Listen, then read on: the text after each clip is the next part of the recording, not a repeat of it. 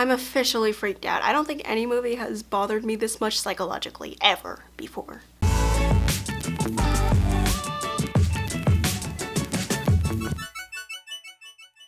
It's Halloween and I started off my month by watching a horror movie. I'm working my way through a couple of movies in the thriller/horror genres because of the month of October, so this was the first one that I decided to watch. I've never seen Silence of the Lambs, and October seemed like a pretty good month for it. Kind of regretting it now, but it's okay, it's fine. The first thing that I'm gonna be doing is telling you about my thoughts of the movie, and if I'm being completely honest, my first reaction to watching this, I felt like bugs were crawling up my arm. It was really intense and scary and very, very much a horror movie, despite what people think it's a thriller. Yes, it's a psychological thriller, but I think a lot of people categorize it as a horror movie in the horror genre, so that's kind of what I'm going with right now. I was emotionally and psychologically disturbed by the end of this. I couldn't live with myself after watching this. I felt like I was such a horrible person after watching this. In the end, I was emotionally and psychologically disturbed on a spiritual level. Jonathan Demme's visual storytelling is fantastic in this. It's absolutely amazing and mind-blowing. It's a whole new level of creepy. He uses the visual medium to just draw you in just enough that you feel so trapped that you can't escape, even though you're sitting in a movie theater completely fine and not at all in this world or in the cell with Hannibal Lecter. But you just feel like you're trapped, and it's so creepy. That was one thing that I noticed right off the bat, that it was visually so disturbing and psychologically draining. By the way, if you're completely new to this channel and haven't watched any of my other series of this, which is the I Finally Watched series, the link to that is in the cards. I'll put it in the description down below as well. Like, I had never seen Ferris Bueller's Day Off before, so that's another video you could check out. So visually, every angle that involved both Hannibal and Starling was disturbing. I wanted to throw up in the midway point because it was just, everything he was saying was just pressing into my brain, and I felt like I couldn't, it was just so disturbing. I felt like throwing up. And after watching it, my mind felt so polluted and just compromised by what was happening on the screen. Even though it was completely separate from reality, I didn't feel great after watching it. That being said, this movie is an absolute masterpiece. I was on edge for this whole movie because of the incredible performances by Jodie Foster and Anthony Hopkins. Their performances were so lifelike and honest and so real that I felt like it was amazing. They were written so well. Anthony Hopkins, good job. I know you've won awards for this, but this is from me personally. Good job, Anthony Hopkins. You've disturbed me. You have really creeped me out. A lot of things about this movie, I just couldn't look away. I couldn't stop watching, but I was like curled up into a ball, just emotionally disturbed by all the things that was going on in this. I just couldn't really figure out why I was feeling this way, because a part of me realized that this was just a movie, and it's just, like, it's not reality. But another part of me was so involved in the movie's process and what was happening in the story that I just couldn't really take myself out of it as a whole. It just, it was beautiful. I absolutely love this movie. I think it's a beautiful masterpiece that has been brought to American cinema. It's so cool that I can say that I love a movie that really wrecks me psychologically in my mind. Jodie Foster and Anthony Hopkins' exchanges on screen were so dynamic and powerful, and so it drew me into what was happening within the screen and just made me feel like I was a part of their world. Some movies, I see it and I feel like I'm watching a part of their world, but this one felt like I was inside their world, doing things with Jodie Foster, thinking the same thing she was thinking, and trying to figure out Anthony Hopkins as Hannibal Lecter. Not a lot of movies can do that. Like I said, it's just a lot of movies that I've seen, I'm a viewer watching the movie, it's great, but this movie really drew me in to the world, and I was there. I was there with Agent Starling. I really understood what her motives were, what she was trying to figure out, her exchanges between her and Hannibal Lecter, and then her trying to figure out just what was happening. She's trying to catch a killer by using a killer's mind, but all these other things are happening at the same time. And at the end of the movie, spoiler alert, Hannibal escapes, and it's the creepiest phone call anybody could ever receive. I don't know what to do with my life now. Everything about this movie was so down to earth and tainted with reality that I think that it's a beautiful masterpiece and a work of art that I think every everybody who is a film major or some sort of cinephile should be able to watch this and say the same things that I'm saying, sort of. Hopefully you agree with me. If you're one of those people who's very disturbed by psychological stuff, you probably shouldn't watch this. It takes a lot to understand what it is about life that makes you creeped out. It takes a lot. This movie is definitely a cult classic and one that I will rewatch in the near future. Maybe not the near future, I need to recover from this. I definitely am going to watch this again because it's just so raw and very real. I don't know how other ways to say that. It was just so grounded in reality that I just felt like I had just been transported to the past where this movie actually took place. Now that you've known my thoughts and a little bit of what I thought about the movie, let's talk a little bit more about this movie as a whole and why it's so great. That's part of this discussion, is why is Silence of the Lambs so great? Why does everybody love it or hate it, or why is it a classic? Part of what makes it great is what I said before, is the incredible performances put on by Jodie Foster and Anthony Hopkins.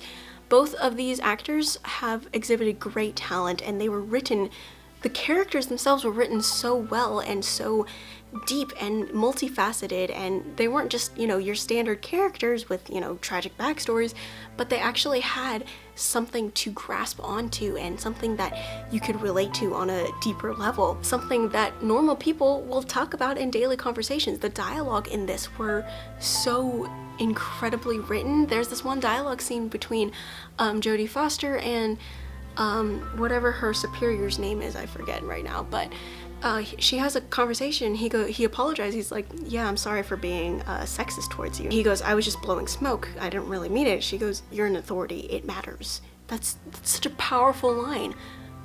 And it's said in the car, and the guy is half asleep when he says it.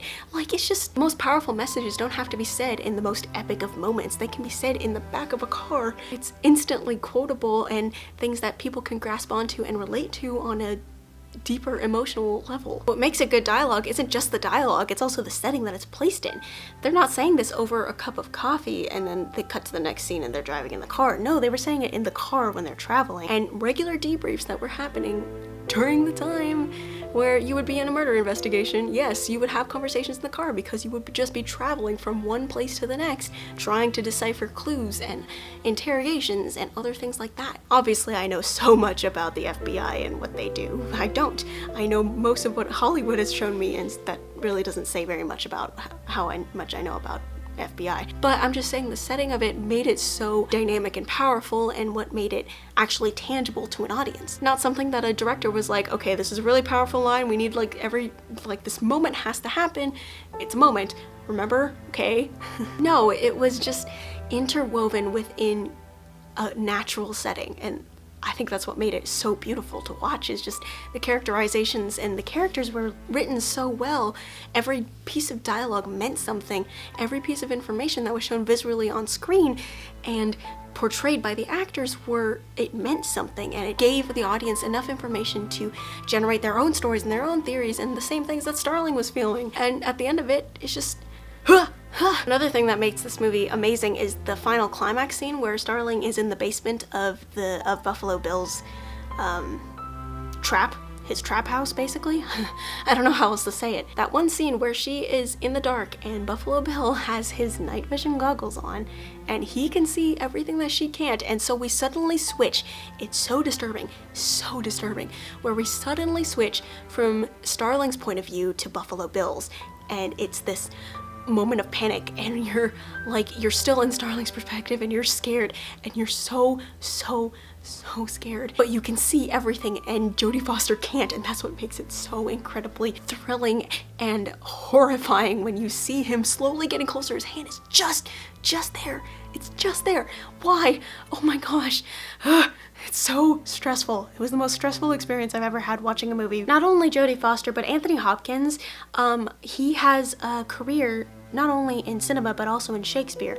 And in Shakespeare, there's not much stage direction, and so most of what you're doing is acting with your voice. And I think that he used that skill very, very well during this movie's runtime, because it was just so disturbing. And so I keep saying that word, but it's so creepy to hear his voice. And even when you're pointed on Jodie Foster for some of the angles and for some of the scenes, you can hear his voice, and you can hear that he's slowly digging into her mind, and you're helpless to stop it. You can't do anything about it. Anthony Hopkins does such a great job in this, and just like understanding how this guy has really trapped so many people and killed them, and he's just a normal guy. He talks like a normal guy, but he's slowly digging away in your brain and making you believe that you need to help him in some way or form. Another reason that makes this movie so great is the cinematography.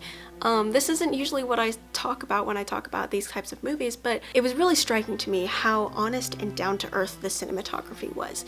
It was just very simple. It's just very simple in how it was used. By the way, if you like what you hear, consider subscribing to my YouTube channel. It really helps me out with this algorithm, just getting my information out there and letting more people know about things that I think and hopefully you think as well. So go ahead and hit the subscribe button and also the like button for this video so that we can defeat the YouTube algorithm together. It's gonna be amazing. Jonathan Demme doesn't use flashy styles of filming a movie. He doesn't use very expensive crane shots or anything. I think like the most expensive thing in the room was probably the actors. Like the lighting itself, it reminded me of Casablanca and how they lit Casablanca and just how that worked out. Every single interrogation scene between Jodie Foster and Anthony Hopkins as Hannibal and Starling was lit so beautifully that his eyes, Anthony Hopkins' eyes were so striking, and just the simplicity of the lighting and the setups and the things that they did in this movie is just so incredible, and I was helpless. I can't help it. I can't help but talk about the cinematography. It was amazing. Not only that, but the angles were claustrophobic. When Hannibal is in his cell, when he's in his cage that they put him in, they use these specific types of techniques with the bars of the jail cell. They frame the face of the person. Who is really inside the jail cell? Is it Hannibal or is it Starling? And those angles are so incredible to see, like just seeing how trapped Starling is underneath the microscope of Hannibal. This psychological genius, this guy who is a psychopath. Like, he's killed so many people because of how he can talk to people and make them feel. Do you understand how hard it is to make that apparent on screen? The angles were so claustrophobic and tight, and just you just felt like you needed to be on your A game to be this entire movie. You needed to piece together everything that Starling was piecing together at the same time. They weren't just giving you clues, they were helping you along to understand what what Starling was thinking about during the time. Incredible. I can't say anything better about this movie. So if you haven't understood my thoughts from this point, I'm so sorry, but that's all I have to say. It's just this incredible movie. I can't believe I haven't seen this before. It's so interesting and so bizarre that something like this can make me feel so appreciative of the filmmaking genre instead of disgusted. It's kind of like reverse psychology if you think about it. It's so cool. So the question for the week is, what is one of your favorite horror movies? Let me know in the comments down below what you guys think of the movie or the answer to this question. Whatever it is, I'm sure it's gonna be great because I love it when people comment on my posts. As always, thank you guys so much for watching. Have a great random Thursday, and I'll see you on the other side of the screen.